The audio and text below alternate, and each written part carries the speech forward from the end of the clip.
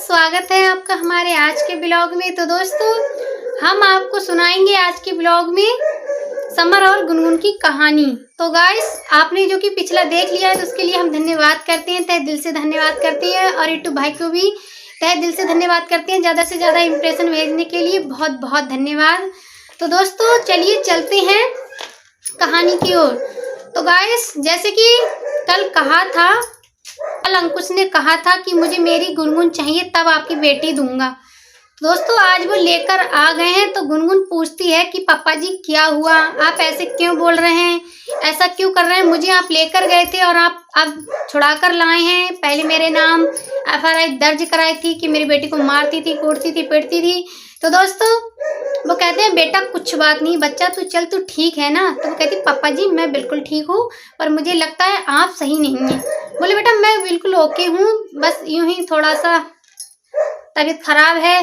तो दोस्तों, वो आगे चलते हैं, इतने में ही अंकुश आ जाता है और बोलता है हाँ गुनगुन ठीक है तू। तो वो कहती है भैया मैं ठीक हूँ।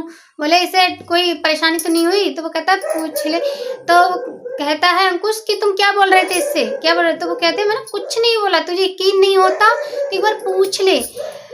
तो गुनगुन कहती है भैया अंकल पापा जी को आप ऐसा क्यों बोल रहे हैं, सॉरी अंकल जी, वो पापा जी बोलती है राधिका के पापा को गुनगुन। तो दोस्तों, वो कहती है भैया ऐसा क्यों बोल रहे हैं अंकल से। तो दोस्तों, गुनगुन अपने भाई से कहती है भैया तुम पापा जी से ऐसा क्यों बोल रहे हो। वो कहते तू ठीक है। तो वो कहती है हाँ मैं ठीक हूँ, तो बस तू ठीक है, तो बस भाई इतना ही चाहिए, अब जा 2 मिनट के लिए, मैं भी आता हूँ। तो उसके पापा बोलते हैं एक बार पूछ ले। तो वो कहते हैं तुम बस चुपे रहो, कहीं गड़बड़ ना हो जाए, तुम चुप रहो अंकल, कुछ गड़बड़ ना हो जाए बस। तो वो चली जाती है गुनगुन। तभी राधिका के पापा बोलते हैं अब तो मेरी बेटी को ला दे। तो कहता क्यों, तुम सपोले हो, इतने में ना आने वाली राधिका, तुम्हारा कोई पता नहीं है कहाँ का जहर कहाँ फेंक दो। तो वो कहते हैं तूने बेटा जैसा कहा था मैंने वैसा किया है। क्यों, वैसा क्यों किया है, तुमने गुनगुन को कितने 4 दिन रखे थे, अभी राधिका को तो 2 ही 3 दिन हुए हैं। तो वो कहता है बेटा 48 घंटे हो गए, बेचारी कितना परेशान होगी। वो बिल्कुल ठीक है, उसकी टेंशन ना लो, खा रही पी रही हैगी। तो कहते हैं बेटा मेरी बेटी को तू दे दे, मैं तेरे आगे हाथ जोड़ता हूँ, तो अपनी जबान से क्यों मुकरा, जैसा तूने कहा था मैंने वैसा ही किया है। तो दोस्तों, वो बार बार कहता है तो आप तो समझ लीजिए, आप तो सपोले हैं, इतने बुरे वाले सपोले हैं, कब कहाँ ढसले कोई पता नहीं, किसको कब कहाँ निकल ले। मुझे तो बस एक बार तुम लिख कर दो, आज छुड़ा लाए हो गुनगुन को, कल फिर ले जाके डाल दो, लिख कर दो कि हम गलत थे, हमारी बेटी गलत थी। तो वो कहते हैं बेटा ये कैसी बातें कर रहा है, अगर मैं ये सब करता तो फिर लाकर क्यों देता। तो वो कहता है दोस्तों जो अंकुश बोलता है ना वो सही बोल रहा था, क्योंकि ये बात तो आप भी जानते हैं कि पैसे वाले लोग कुछ भी करा सकते हैं। आज उनका रवैया कुछ और है, कल कुछ और हो जाए। अभी तो उनकी बेटी फंसी है अंकुश के हाथ में, तब इतना मचल रहे हैं, अपनी बेटी को लेकर इतना फड़फड़ा रहे हैं। तो दोस्तों, अगर बेटी उसके हाथ पे ना चढ़ी होती तो गुनगुन को प्रेगनेंसी हालत में ही वहीं फेंक देते, वहाँ भूखी रहती, प्यासी रहती, कैसी भी रहती, उनको कोई फर्क नहीं पड़ता। तो दोस्तों, अंकुश बोलता है कि अंकल मुझे आप प्रूफ करके दो कि कल को आप उसे टॉर्चर ना करेंगे, उसे कुछ कहेंगे ना, बस हमारी बात तो समर तक थी और समर तक रहनी चाहिए, फिर भी आप ओवर हो गए तो मैं विश्वास कर नहीं सकता, क्योंकि आपने विश्वास वाली बात ही नहीं रखी। तो दोस्तों, कभी भी किसी भी रिलेशन में या रिश्ते में हमें विश्वास खुद बनाकर रखना चाहिए, ना कि दूसरे वाले को तो तब होगा जब हमारी तरफ से पक्का और मजबूत होगा। तो गाइस, अब अंकुश को अपने अंकल पर बिल्कुल विश्वास नहीं है, जो कि राधिका के पापा हैं। तो दोस्तों, वो कहता है आप कॉपी ले आते, राधिका के पापा से अंकुश कहता है आप कॉपी ले आते तब बढ़िया रहता। तो वो कहते हैं बेटा राधिका के चक्कर में तो मुझे कुछ भी होश नहीं है, हवास नहीं है।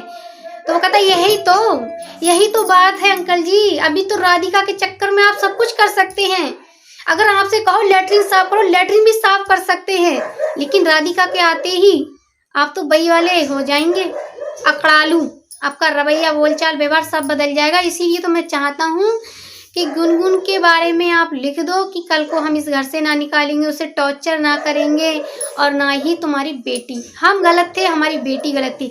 तो वो कहता हाँ भैया मैं तेरे आगे हाथ जोड़ता हूँ, मैं गलत था, मेरी बेटी गलत थी। वो कहता तुम्हारे मुंह से बोलने से नहीं मानूंगा, मुझे लिख कर दो, लिखित में चाहिए मुझे, और लिखित में ही मानूंगा लेकर, तब भी ला कर दूंगा। वो अच्छे से रह रही है। तो कहते अच्छा एक बार मेरी बेटी को दिखा दे। तो कहते क्यों, ज़्यादा मत फड़फड़ाओ, तुमने बहुत गुनगुन को टॉर्चर किया है, यहाँ तुम टॉर्चर करने की कोशिश ना करो, कहीं वो टॉर्चर ना हो जाए, वो ना फड़क जाए। तो वो कहते हैं बेटा तू चाहता क्या है? मैं बस सर यही चाहता हूँ तुम मुझे लिखित में दे दो, बात खत्म।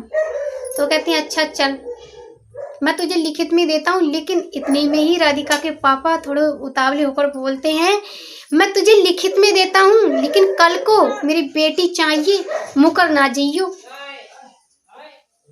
तूने जो कहा था मैंने वही किया, लेकिन अब मुकर रहा है। तूने कहा था गुनगुन ला दो, मैंने गुनगुन ला दी, लेकिन तू मेरी राधिका को लाकर नहीं दे रहा है और ना ही उसको फोटो दिखाना चाह रहा है। तो कहता है अंकल जी फड़को ना, फड़कनी तो आपकी गलती हो जाती। इतने में ही भैया वो दिल्ली के हरियाणा के उधर के हैं, तो थोड़ा पंजाबी बोल देते हैं। तो दोस्तों वो कहते हैं मैं कल तुझे ला कर दूंगा और मेरी बेटी मुझे चाहिए तो चाहिए। तो इतने में ही अंकुश 2-4 वार्निंग दे जाता है कि तुम्हारी बेटी मिल जाएगी और लिख कर दो लिखित में।